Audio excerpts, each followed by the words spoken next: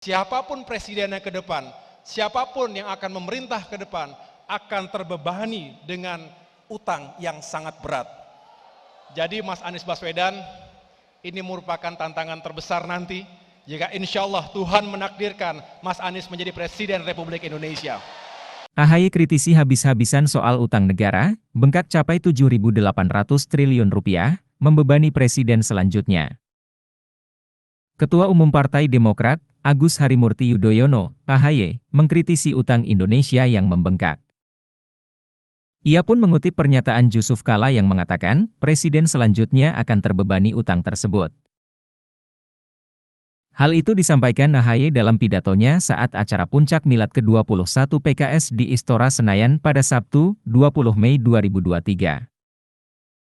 AHY menyoroti utang Indonesia yang membengkak hingga mencapai 7.800 triliun rupiah.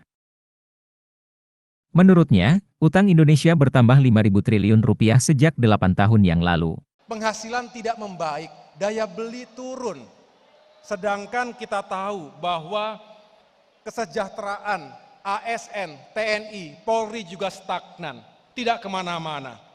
Lapangan pekerjaan sulit, banyak yang sudah lulus kuliah tapi tidak mendapatkan pekerjaan. Sedangkan anggaran negara yang digelontorkan untuk pembangunan proyek-proyek mercusuar tidak bisa dirasakan langsung oleh masyarakat kecil atau wong cilik. Di sisi lain, utang Indonesia terus membengkak, lebih dari 7.800 triliun. Bertambah lebih dari 5.000 triliun sejak 8 tahun yang lalu. Jauh di atas keamanan fiskal negara kita. Para tokoh nasional, termasuk Pak Yusuf Kala, mengingatkan, siapapun presidennya ke depan, siapapun yang akan memerintah ke depan, akan terbebani dengan utang yang sangat berat. Jadi Mas Anies Baswedan, ini merupakan tantangan terbesar nanti, jika insya Allah Tuhan menakdirkan Mas Anies menjadi Presiden Republik Indonesia.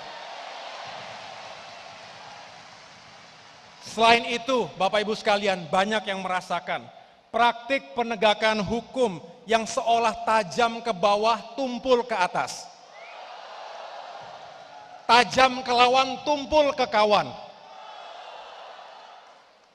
Kita tahu, mengamankan kawan politik dari proses hukum adalah obstruction of justice atau menghalangi penegakan hukum.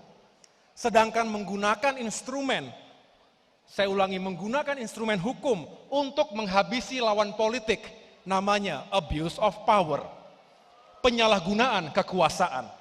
Kedua-duanya tidak sepatutnya terjadi di negeri tercinta Indonesia ini. Sementara itu, kualitas demokrasi mengalami kemunduran. We are on the verge of a serious democratic regression. Seperti di jurang, sebentar lagi kita jatuh kepada demokrasi yang makin mundur ke belakang. Yang berani bersuara seolah dianggap sebagai musuh negara. Kita yang kritis, PKS, Nasdem, Demokrat, kalau kritis dibilang musuh negara.